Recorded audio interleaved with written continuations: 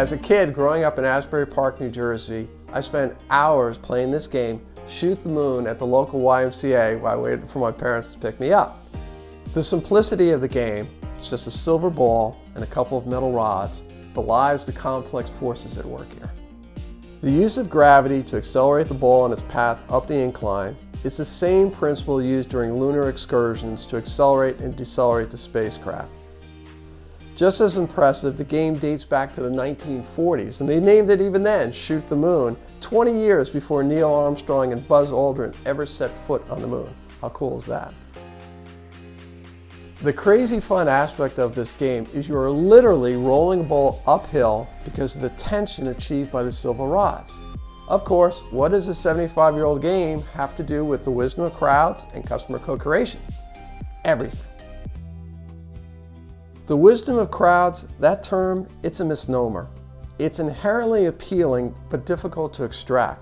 What we're actually looking for is, quote, the aggregated independent wisdom of crowds effect, end quote. Sociologists term it the WCE. So when folks talk about the wisdom of crowds, they're really referring to the wisdom of crowds effect.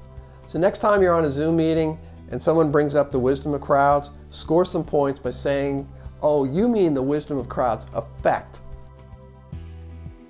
Well, how do we actually extract the WCE?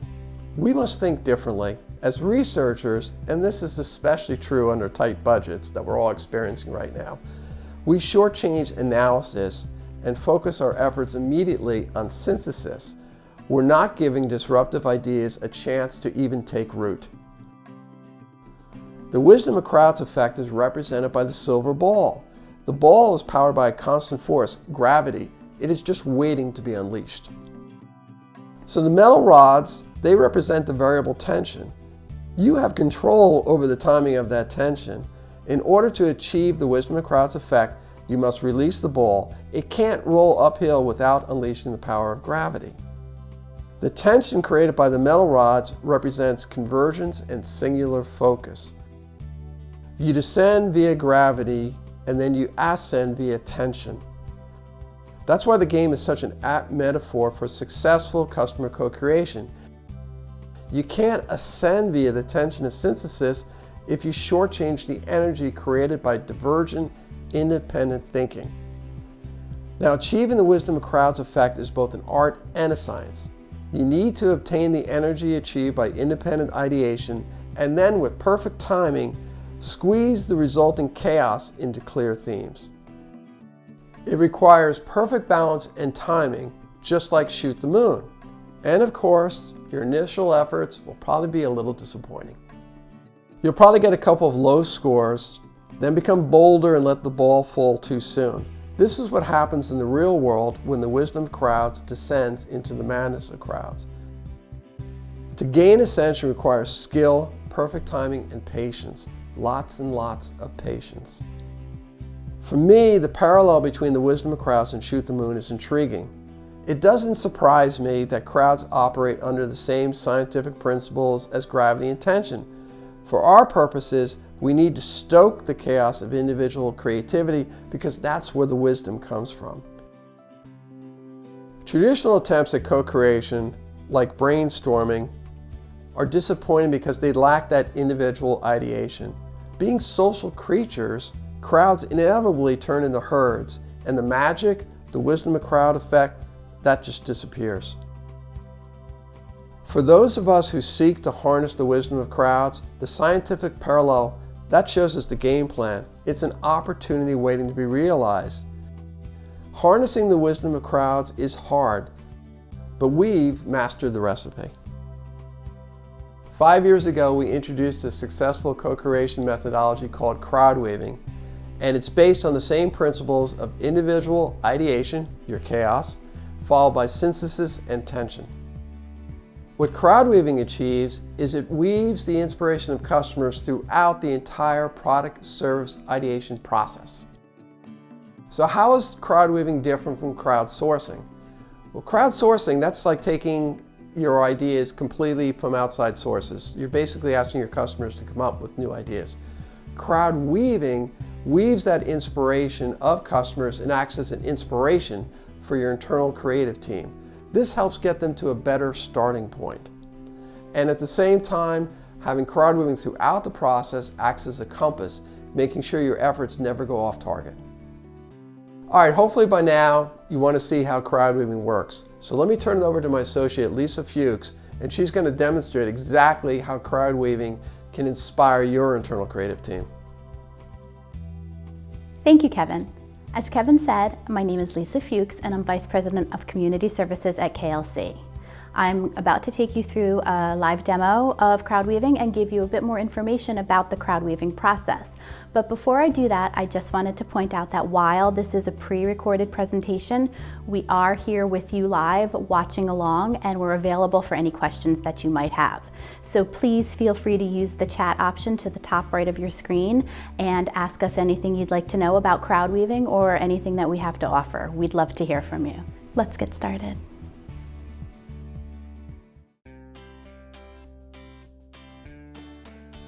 Crowdweaving incorporates 3 tenets that are key to generating innovative solutions for new products and services: ideation, collaboration, and evaluation. Through this proprietary co-creation methodology, you can tap into your customers' inner creativity to generate robust ideas born of inspiration from both client and customer. In crowdweaving, participants are presented with a challenge or problem to solve and are asked to come up with solutions both on their own and with their fellow participants. We say challenge because we try to make it into a game for participants, so they really have fun and get their creative juices flowing. They can earn points or prizes for different levels of participation. So for participants, this is a fun and interactive way to come up with ideas for new products and services. In a typical crowdweaving challenge, there are 3 phases based on the tenets I mentioned earlier. Phase 1 is ideation. Here we pose consumers with their challenge and ask them to submit their ideas for products, services, and other solutions through independent ideation. To help them and give them context when they're creating their idea, we also give them guidelines so they come up with a potentially viable idea, but don't go too far and suggest something that is not feasible.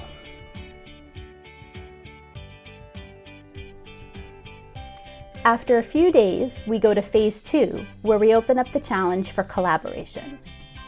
Here, participants work together to further develop and improve each other's ideas. This serves to flesh out ideas and start the process of turning them into concepts. But it also gives consumers who may not be as comfortable posting ideas initially, but who still have something to offer, a chance to weigh in on what they feel can be added to improve on the original ideas. After the ideas are created and honed through that collaboration phase, we enter phase 3, evaluation. Here, we ask participants to rate and rank their favorite ideas, which allows us to uncover opportunities with broad appeal as well as sparks of innovation. By asking participants to vote for their favorite ideas and then rank the ideas in order of which they most prefer, we're able to see not only what resonates with the group as a whole, but we're also able to identify which ideas may not be as popular, but have key elements that can appeal to different customer segments. With this co-creative approach to consumer insight, we're able to identify pain points, unmet needs, and drivers that consumers don't typically articulate in traditional research. This is done in an iterative environment within our co-creation community, where an ongoing dialogue is created and can be maintained long-term, creating a true collaboration between stakeholders and consumers. Now, I mentioned earlier that for participants, a crowdweaving challenge is presented as a game. To close out their experience, the top ideas are declared winners and go on to a final round of evaluation to identify the top idea from the consumer's perspective. Since this is co-creation and not just idea generation, the client is also involved in the process, from seeding ideas to gauge interest, to collaborating with participants to build the ideas into concepts. Ultimately, this approach is both iterative and collaborative in nature and engages researchers, consumers, marketers, engineers, brand managers, pretty much anyone with a stake in the outcome. And it's important to note that crowdweaving can not only help you create new products and services, but it can inspire new technologies, programs, and processes. The applications are endless. Now that we've talked about how crowdweaving works, let's demonstrate it for you.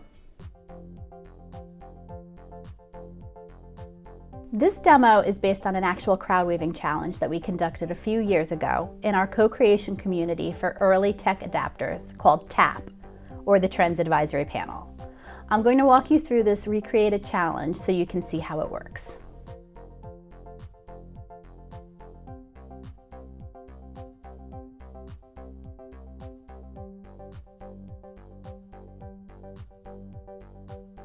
First, participants are presented with their challenge.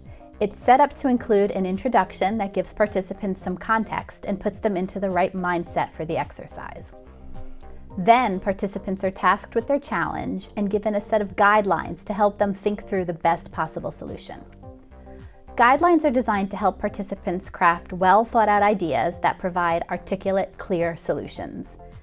We recommend that participants take some time to process the challenge and guideline questions in order to formulate a strong idea that has merit and can advance through the challenge. Once a participant has come up with their solution, they can post it to the crowdweaving board. Ideation is independent, which means they will not be able to see any other ideas until theirs is posted. Participants are encouraged to use any medium they can to articulate and illustrate their ideas, including text, images, screenshots, videos, etc. We've actually had participants post GIFs they've made, collages, and even pictures of specks they drew out on cocktail napkins to make their point. They're encouraged to be as creative as possible, both in the idea itself and how they articulate it. Once the idea is posted, the participant can see the other ideas. We typically invite about 100 participants to a challenge and see anywhere between 50 and 100 ideas posted.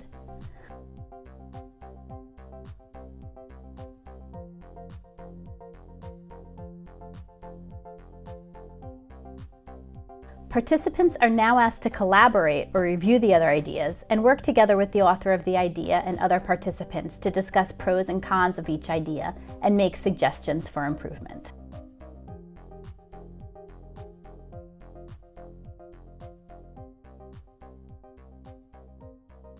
Throughout the challenge, a curator acts as liaison between client and participant. Rather than moderating, the curator takes a more backroom approach and lets the participants build out the ideas with minimal coaching. The curator only posts comments to encourage authors to clarify or add to their ideas or ask questions directly from the client. Ultimately, the curator's role is to maintain the environment of co-creation for all involved.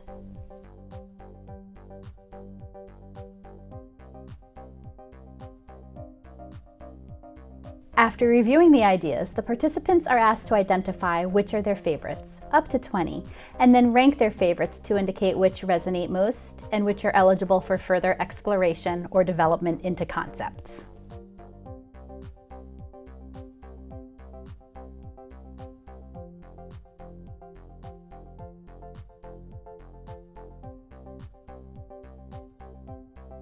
The top 10 ideas are advanced to a final evaluation round where, after some refinement based on participant and client feedback, they undergo another round of ranking, this time using a wallet system, to identify the most appealing ideas.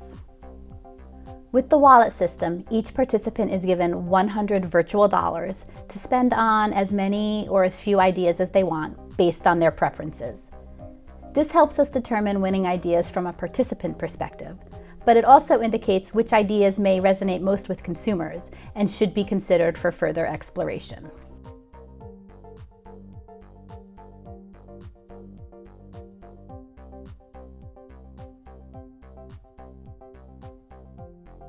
Clients can observe the challenge live in two ways. They can read along on the platform itself, and they can see which ideas are rising to the top using the Insights dashboard. And this is how a crowdweaving challenge works in action.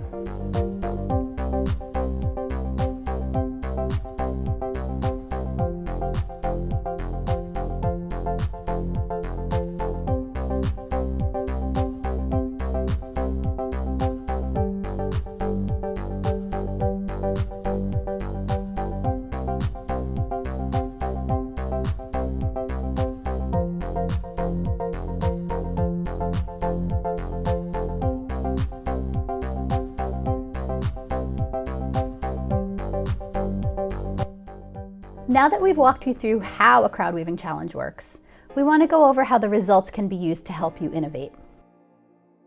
As previously mentioned, the challenge we just walked through was an actual innovation project conducted in our TAP online community. This blind community, sponsored by Verizon, was comprised of customers of one of the big four mobile phone carriers. This gave us a chance to compare Verizon responses to their competitors. Specifically, for this initiative, Verizon wanted to understand if they could develop a product to enter into the smart car tech space. At this time, this was an innovative idea that was a big departure for them from their usual telecommunications space. They turned to the TAP community to help determine needs and interest, then to help create and test the product. First was the crowdweaving challenge. Crowdweaving identified the right insights and ideas for introduction into this space, and the tenets of collaboration and evaluation took these ideas further. Verizon used the community to test and refine concepts that were born from crowdweaving ideas in an iterative fashion, ultimately culminating in the development of the Hum product, a way to make your dumb car a smart car. That product still occupies a prominent place in Verizon's portfolio. All this happened because Verizon asked their customers to build the ideal smart car through crowdweaving. This is just one demonstration of how crowdweaving can help you innovate. Through a co-creation community in crowdweaving, you can ideate, collaborate, and evaluate to innovate your brand. The possibilities are endless. We are now at the end of our crowdweaving demonstration. We hope you found it both enjoyable and informative. If you'd like to learn more about crowdweaving or conduct your own challenge, please feel free to reach out to Kevin or myself. We'd be glad to help you with that.